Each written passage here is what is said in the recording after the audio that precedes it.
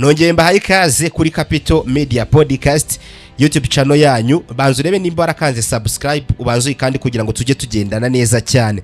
Hanyuma reka dusimbukire ku gihe twinjiye mu yandi makuru agezweho muri kano kanya, aho Rwanda rwamaganye ibinyoma by'uko rwashatse kwica umugore wa Tshisekedi. Ambasaderi y'u Rwanda muri Leta Zunze za Amerika yamaganye ibinyoma by'uko abo mu nzego z'umutekano b'u Rwanda bashatse kwica umugore wa Perezida wa Repubulika ya Demokarasi ya Kongo Denis Nyakeru Tshisekedi wari ucumbitse muri imwe muri hoteli yo muri Amerika.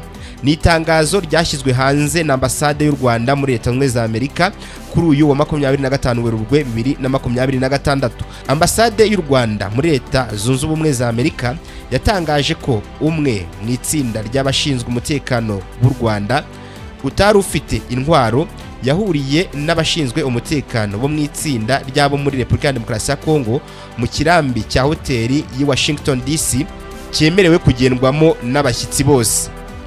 Yavuze ko impamvu ubushinzwe umutekano yahuye nabo muri Kongo ari uko yaba itsinda ryo mu Rwanda n'iryo muri Kongo bari bacumbitse muri hoteli imwe.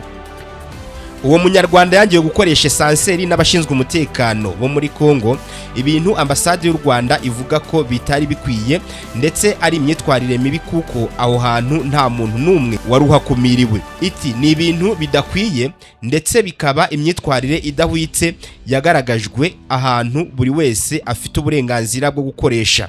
Icyakora ikibazo cyahise gikemuka, ibintu bitabaye bibi cyane. Yakomeje ivuga ko nyuma y'ibyabaye uruhande rw'u Rwanda rwafashe icyemezo cyo guhindura hoteli. Cyakora itangaza ko abanyarwanda bahohotewe ndetse bafatwa amashusho n'abantu batazwi mu gihe basakwaga bava muri iyo hoteli. Ambasade y'u Rwanda yakomeje igira iti nubwo habaye ubu bushotoranyi, itsinda ry'u Rwanda ryatuje rigaragaza ubunyamwuga nk'uko ribuhorana ibihe byose, ryirinda amakimbirane ayo ari yo yose yashoboraga kuvuka. Ni itangazo rishyizwe hanze nyuma y'ibinyoma by'abanyekongo n'abatifuriza ineza u Rwanda bivuga ko inzego z'umutekano zarwo zari zigamije kugirira nabi umugore wa Perezida wa Kongo Denis Nyakeru Tshisekedi wari ucumbitse muri iyo hoteli.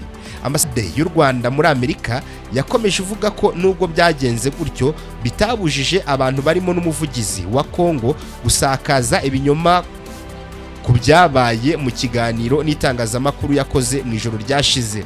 Ati ibi binyoma biteye isoni, bikwiriye kwirengagizwa ndetse bikanamaganwa. Umuyobozi wungirije ambasade y'u Rwanda muri Leta Zunze za Amerika Arthur Asimwe nawe yagarutse kuri ibi binyoma, asubiza ababikwirakwije ko gutekereza ibyo ari ubugoryi. Ati ninde ujya kwica afite imodoka ya ambasade? Muri gushaka kwibonekeza bifashishije imitwe y'inkuru itagize icyo ivuze. Hoteli yagenewe buri wese kereka iyo yafashwe yose. Rero nguko nayo ni imwe mu nkuru yari ikomeje kugenda ivugwa hano hanze, ariko nkaba nizera ko ambasade y'u Rwanda yamaze kubishyiraho umucyo. Reka mbifurize byiza rero no komeza gukurikira ibiganiro bya Capital Media Podcast, ariko dukomeza n'andi makuru agiye atandukanye akomeza kugenda bageraho.